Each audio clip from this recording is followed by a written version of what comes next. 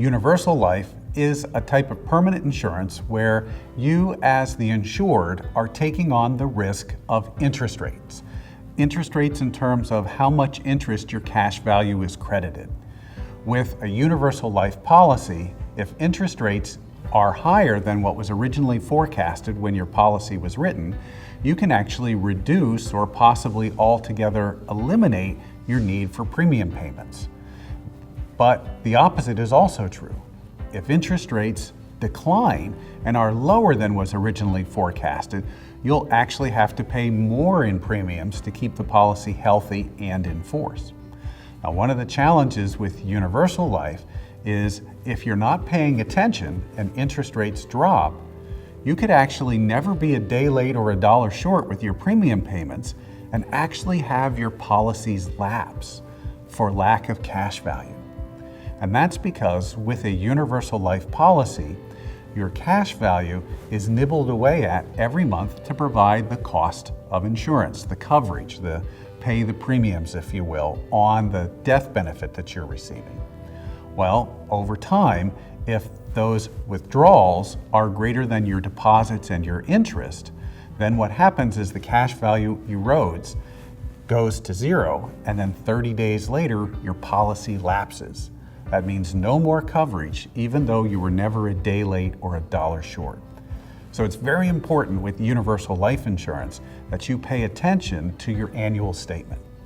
By law, the insurance companies have to send you an annual statement showing what your premiums were over the year paid in, what your cash value was at the beginning of the year, and what your cash value is at the end of the year. And if your cash value is not increasing, if it's staying level or declining, well, then you have a problem. You're in what we call the downward spiral. What starts as your cash value simply level for a couple of years, then accelerates into large losses of cash value, ever increasing losses from year to year. This downward spiral will erode your cash value down to zero. And once your cash value hits zero, then 30 days later, your policy will lapse. How do you know if you're in this situation? Well, you need to look at your annual statements and see whether or not your cash value is increasing from one year to the next. If it is increasing, you're probably fine. If it's not increasing, and even if it's simply staying level, well, then you do have this problem of what we call the downward spiral. And you need to talk to the insurance company, you need to talk to your agent, or you need to talk to us. You can always give us a call and we can take a look at it for you and share with you the solutions on how to fix the downward spiral.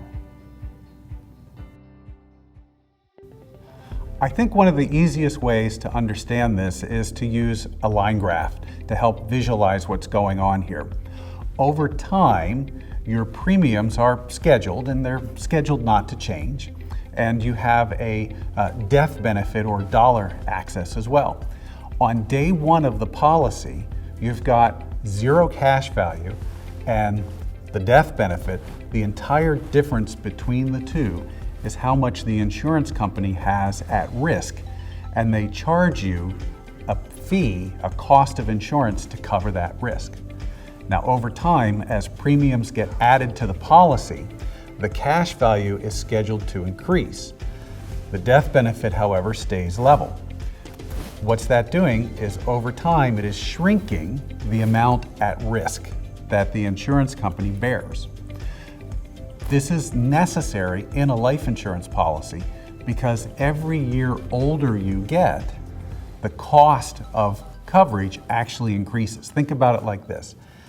Buying a term life policy for 1 year on a 1-year-old for, let's say, $10,000 in coverage is cheaper than buying a 1-year term policy on a 100-year-old for $10,000. So it's a lot cheaper to insure a younger person than an older person given the same amount of coverage or the same amount of death benefit. So over time, the cash value needs to grow, shrinking that risk proportionate to how the cost per thousand goes up. So while the one piece is getting more expensive, the other piece is getting smaller and they offset each other. Where folks get into trouble with the universal life, the variable universal life, and the indexed universal life is when the cash value is growing behind schedule, the internal costs are building up and begin to overwhelm the deposits that you're making as well as the interest that you're making on those deposits. In the beginning, it just levels off where the deposits and the withdrawals equal each other.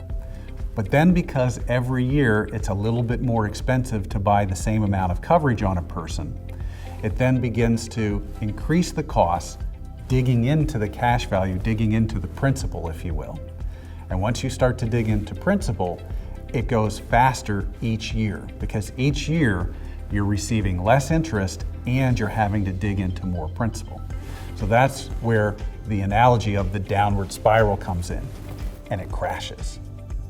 So that is a real problem. There's been way too many instances in my career where I've met folks who are in that process where all of this money they've put into life insurance for many, many years is going to be for naught unless they take some corrective action immediately.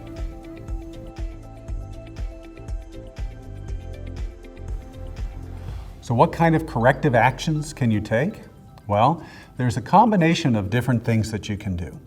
You can simply pay more, which puts greater deposits into the cash value, which will then increase the cash value, thereby shrinking the amount at risk to the insurance company and lowering the costs and making the policy healthy. So pay more, that's one option. A second option is you can reduce your coverage. You can reduce the amount of death benefit.